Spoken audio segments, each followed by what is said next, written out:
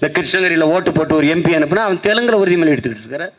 ஒரிசாவை ஒரு தமிழ் மகன் நம் உறவினன் கார்த்திகேய பாண்டியன் ஆளல ஆள்வதற்கான வாய்ப்பு இருக்குது. நவீன் பட்நாயக்கு அப்புறம் ஒரு தமிழன் கார்த்திகேய பாண்டியன் ஒரிசாவின் முதலமைச்சர் ஆவாரா என்று எதிர்பார்ப்பு ஆவதற்கான வாய்ப்பு, அவ்வளவுதான்.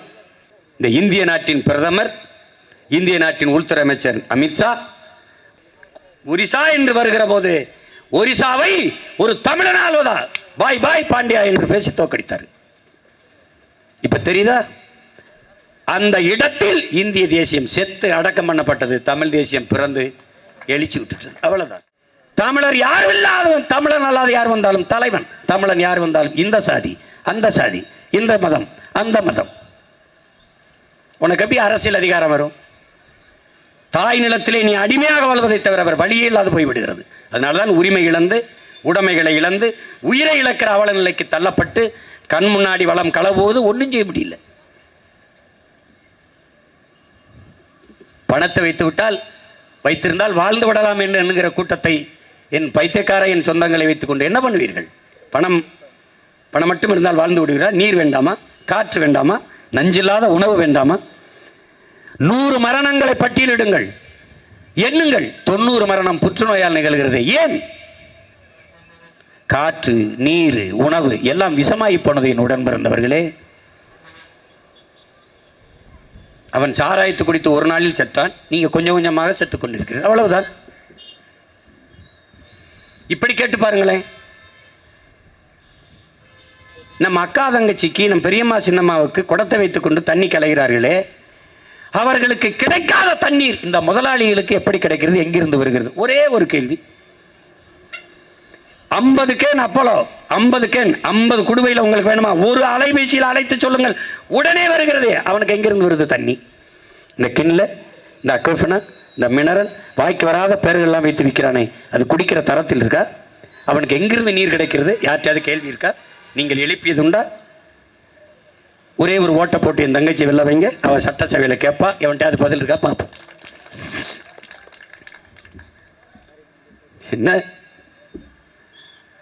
என்னது இது? மழை இல்லாத நிலம் பாலைவனமாகி விடுங்கிற ஒரு அடிப்படை அறிவு வேண்டாமா? இவர்களுக்கு எப்படி வரும்? இவ்வளவு பெரிய வளங்களை வைத்துக்கொண்டு வெங்காயத்தை வெளிநாட்டிலிருந்து இறக்குமதி செய்த வெங்காயங்களுக்கு என்ன அறிவு இருக்கும்? இந்த வெங்காயங்கள் எந்த நாட்டிலிருந்து வெங்காயத்தை இறக்குமதி செய்ததை தெரியுமா? என் உடன் பிறந்தவனே, எகிப்தில், ஈஜிப்தில், எங்க? பாலைவன நாட்டில் இருந்து இறக்குமதி செய்தார்கள். பாலைவன நாட்டில் இருந்து அவன் நமக்கு வெங்காயத்தை ஏற்றுமதி செய்கிறான். இவ்வளவு வளம், இவ்வளவு வளம், கடல் வளம், காட்டு வளம், மலை வளம், நீர் வளம், நிலவளம் எல்லாத்தையும் வைத்துக்கொண்டு, அளப்பெரிய மனித ஆற்றலை வைத்துக்கொண்டு வெங்காயம் பருப்பை இறக்குமதி செய்கிற நாட்டில் போய் என்ன பேசுறதுக்கு இருக்கு? என்ன பேசுவ நீ?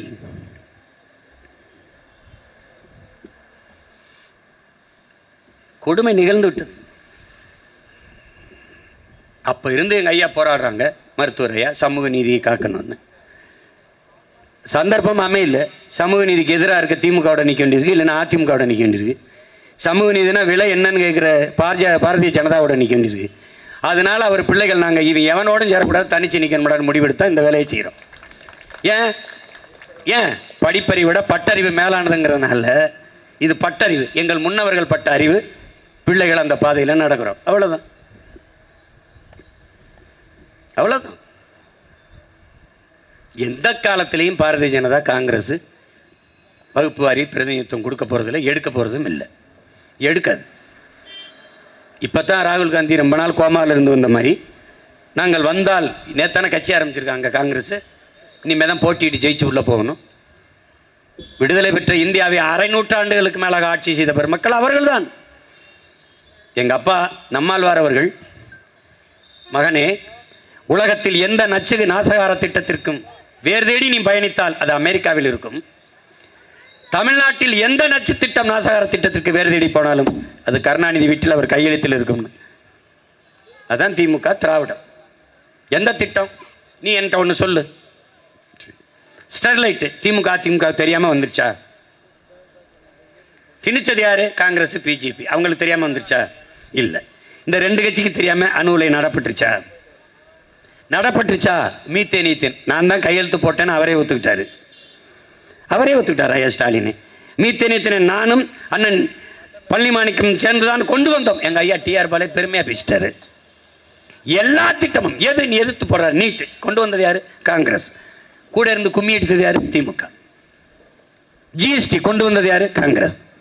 கூட இருந்து கையெழுத்து விட்டு கொண்டாடியது யாரு? நம்ம திமுக. என்ஐஏ கொண்டு வந்தது யாரு? காங்கிரஸ். அது கையெழுத்திட்டு வரவேற்றது யாரு? இதே திமுக. ஒன்னொன்னா கேட்டுக்கிட்டே வா, சொல்றேன் நான். என்ஐஏவுக்கு முதலா தென்னகத்தில் தென் மாநிலங்களில் அலுவலம் வைக்க திறந்து விட்டது யாரு? ஐயா ஸ்டாலின். இவங்கள மாதிரி ஒரு கொடுமைக்காரங்களை நீ உலக வரலாற்றில் சந்திச்சிருவ? உன் கண் முன்னே லட்சக்கணக்கான உன் இனச்சந்தங்களை கொன்று வைத்தது காங்கிரஸ்.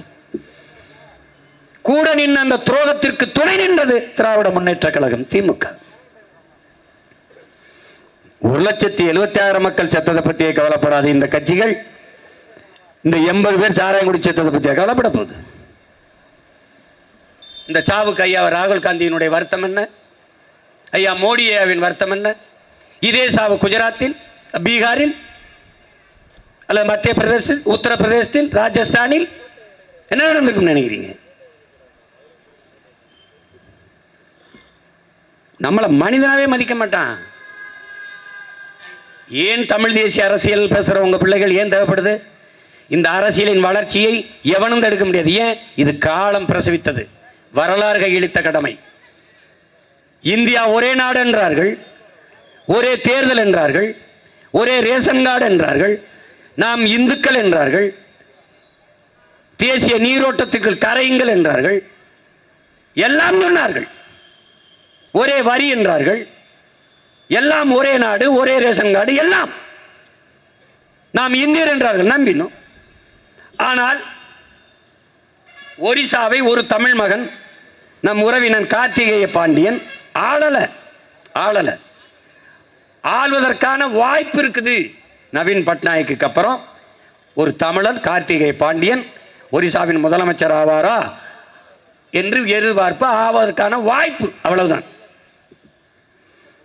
இந்த இந்திய நாட்டின் பிரதமர், இந்திய நாட்டின் உள்துறை அமைச்சர் அமித்ஷா ஒரே நாடு என்று குவியவர்கள், பாரத மாதாவின் புதல்வர்கள் என்று பேசியவர்கள், ஒரே வரி எல்லாம் பேசியவர்கள், ஒரிசா என்று வருகிற போது ஒரிசாவை ஒரு தமிழன் ஆள்வதா, பாய் பாய் பாண்டியா என்று பேசி தோக்கடித்தார்.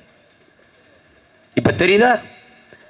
அந்த இடத்தில் இந்திய தேசியம் செத்து அடக்கம் பண்ணப்பட்டது, தமிழ் தேசியம் பிறந்து எழுச்சி விட்டுட்டது, அவ்வளவுதான்.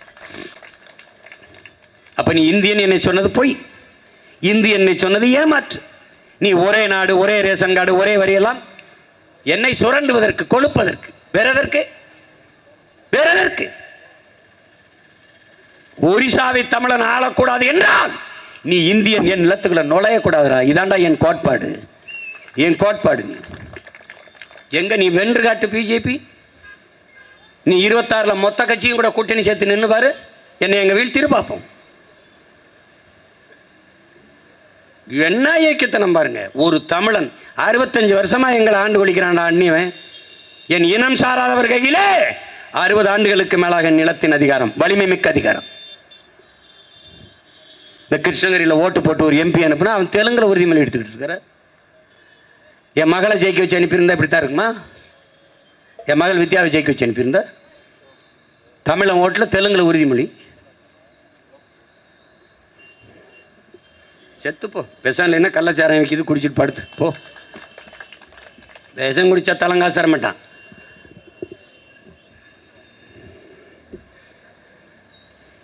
இனிமேலாவது மான தமிழ் மக்கள் விழித்துக் கொள்ளணும். அவர்கள் எல்லாம் சரியாக இருக்கிறார்கள், நாம் சரியாக இருக்க வேண்டும் என்று போராடும் போது பாசிசம் என்கிறார்கள், சாவனிசம் என்கிறார்கள், மொழிவெறி என்கிறார்கள், இனவெறி என்கிறார்கள், தேச துரோகி என்கிறார்கள். எது தேசம்? இது என் தேசம். என் தேசத்துக்கு நான் எங்க துரோகம் செய்கிறேன்? எங்க துரோகம் செய்கிறேன்? நீதான் என் தமிழ் தேசத்திற்கு துரோகம் செய்கிறாய். காவிரி நதிநீரை பெற்றுத்தர முடியல, உனக்கு துப்பில்லை. கச்சத்தீவை மீட்க முடியல. திடீர்னு கனவு கண்டது மாதிரி கச்சத்தீவை மீட்கணும். நீங்க 2 கேள்வி கேட்டால் பதில் விட்டு போயிட்டீங்க. தேர்தல் அறிக்கையில் கச்சத்தீவு பேர் இல்லை.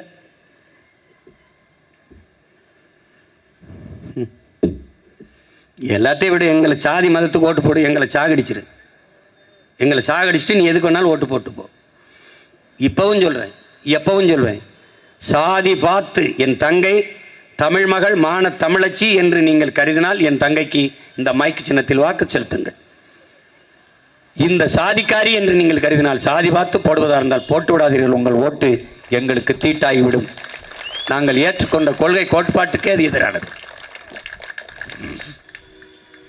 சாதிதான் என் தங்கைக்கு தகுதி என்றால் தயவு செய்து ஓட்டு போடாதீர்கள். அவள் தகுதி வாய்ந்தவள், தமிழ் மகள், அறிவில் சிறந்த பெண்மகள்.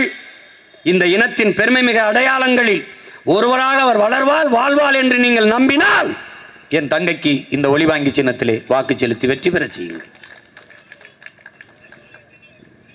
உங்களுக்கு தெரியுமா என் உடன் பிறந்தவர்களே, என் அருமை பெற்றோர்களே, உலகத்தில் உயர்ந்த மனிதன் யார்? உயர்ந்த மனிதன் யார்? எவன் கீழே விழுந்து கிடக்கிறானோ அவனை தூக்கிவிட எவன் குனிகிறானோ அவன்தான் உலகத்திலே உயர்ந்த மனிதன் என்கிறார். தாழ கிடப்பவனை தற்காத்து நிற்பதே தர்மம் என்கிறார் தாத்தா வைகுந்தர் அவர்கள். அப்படி விழுந்து கிடக்கிற தமிழ் தேசிய இன பிள்ளைகளை குனிந்து தூக்குவதற்கு குனியுங்கள். நீங்க தான் உலகத்திலே உயர்ந்த பெருமக்கள். தோற்று தோற்று நின்றாலும் உங்கள் பிள்ளைகள் பாருங்கள், பின்னடையாமல் நிற்கிற இந்த வீர பிள்ளைகளை, மான பிள்ளைகளை நீங்கள் வாக்கு செலுத்தி வெல்ல விடுங்கள். நாங்கள் நிற்பது எங்களுக்காக அல்ல, என் தமிழ் மீதும் என் தலைவன் மீது ஆணையிட்டு சொல்கிறேன், உங்களுக்காக. உங்களுக்காகவும் இல்லை, உங்கள் வருங்கால சந்ததியினருக்காக, எனக்கும் பின் வருகிற என் தம்பி தங்கைகளுக்காக. அவர்களுக்காக தான் இந்த மூச்சை பேச்சாக்கி இப்படி கத்திக்கொண்டிருப்பதற்கு காரணம் அதுதான். எங்களுக்கு உயர்ந்த நோக்கம் இருக்கு. என் உடன் பிறந்தவர்களே, பேரன்பு பெற்றோர்களே, அதை அடைவதற்கு எங்களுக்கு உழைப்பை தவிர வேறு ஒன்றும் இல்லை. பொருளாதாரம் இல்லை, பணம் இல்லை. தேர்தல் செலவுக்கு பிச்சை எடுக்கிறோம். 1000 500 என்று ஒவ்வொருத்தரிடையே சேர்த்து கொண்டு செலவு செய்கிறோம். இத்தனை பேர் ஒன்றாக கூடி சாப்பிட்டு படுக்க இடம் இல்லை. எங்கு தங்குவது, எங்கு உண்ணுவது, எதை எங்குன்னு தெரியாத அலைகிறோம், திக்கு தெரியாது. ஆனால் நீங்கள் ஒரு அமைச்சர் 20 கோடி, எத்தனை அமைச்சர்கள், எத்தனை ஒரு தொகுதிக்கு? இப்படி வென்று என்னதான் சாதிக்கப் போகிறீர்கள்? என்ன சாதிக்கப் போகிறீர்கள்? சாதித்தான் என்ன? பாருங்கள், உங்கள் குப்பைகளை கூட்டுவதற்கு இந்த பிள்ளைகள் எவ்வளவு போராடுகிறோம் பாருங்கள். பணம்தான் அரசியலை தீர்மானிக்கும் என்கிற நிலையை மாற்றி மக்களுக்கு சேவை செய்ய வேண்டும் என்கிற நல்ல மனம்தான் வெல்ல வேண்டும் என்கிற போராடி கொண்டிருக்கிறோம். அதற்கு நீங்கள் செய்ய வேண்டியது ஒன்றுமில்லை, ஒன்றுமில்லை, ஒரே ஒரு ஓட்டு, ஒரே ஒரு ஓட்டு. தயவு செய்து உதயசூரியன் சின்னத்தை மறங்க, மைக் சின்னத்தை நினைங்க. அந்த சின்னத்திற்கு வாக்கு செலுத்தி என் அன்பு தங்கையை தமிழக சட்டமன்றத்திற்குள் நுழைய செய்யுங்கள். அவ ஒருத்தி போதும். மேற்கு வங்கத்திலிருந்தே மகுவா மைத்ராங்கிற ஒரு பெண் தான் இந்திய பாராளுமன்றத்திலே கலக்கி எடுத்தாள். அது மாதிரி என் தங்கை அபிநயாயி தமிழ்நாடு சட்டமன்றத்திலே கலக்கி எடுப்பாள். 2 ஆண்டு தானே இருக்கட்டும், 2 மாதம் கூட இருக்கட்டும், 2 மாதம் கூட இருக்கட்டும். உட்கார இருந்துச்சு. என்னை கேட்டாங்க, நீ என்ன அணுவில் போய் இப்போ போராடுற அனுமதிச்சுட்டு இப்போ போய் ஆபத்துங்கிற அப்படின்னு. நான் கேட்டேன், ஒரு மாப்பிள்ளையை பார்த்துட்டோம், பொண்ணு கொடுக்குறது முடிவு பண்ணிட்டோம், மனமேடை வரைக்கும் உட்கார வச்சிட்டோம், சொந்தக்காரங்களாம் கூட்டிட்டோம். அப்போ தான் தெரியுது மாப்பிள்ளைக்கு எயிட்ஸுன்னு. இப்போ நிறுத்துறதா கல்யாணத்தை கட்டி வச்சிடுறதா? அப்போ அது மாதிரி தான் இந்த அணுவில் தெரிஞ்சிச்சு ஆபத்துன்ட்டு இப்போ நிறுத்தணும். இப்போவாது நீங்கள் புரிஞ்சுக்கிறீங்க. திமுகவுக்கு ஓட்டு போட்டு இப்போவாது தெரிஞ்சிருச்சு ஆபத்துன்னு.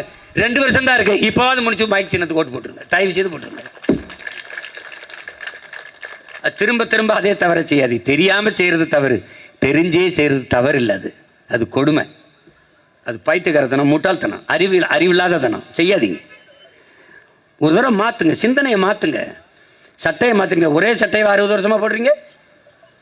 ஒரே சட்டை சாம்பாரே வைக்க சொல்கிறேன் அம்மாவை, அம்மா 10 நாளைக்கு வெறும் சாம்பார் சாப்பிட்டுருங்க பார்ப்போம். இப்போ எப்படி 60 வருஷமாக உதயசூரியன் நீங்கள் போட்டு தொலைக்கிறீங்க? கருமம். உதயசூரியன் வருவார், விடியும் அவர் வீட்டுக்கு, நாட்டுக்கு ஒரு மாறுதலும் வராது. எனவே என் உடன் பிறந்தவர்கள், அருமை சொந்தங்கள், படித்த என் தம்பி தங்கைகள், எங்கள் பேச்சுகளை உற்று நோக்கிற என் உடன் பிறந்தார்கள், எங்களுடைய அரசியலை ஆழ்ந்து கவனியுங்கள்.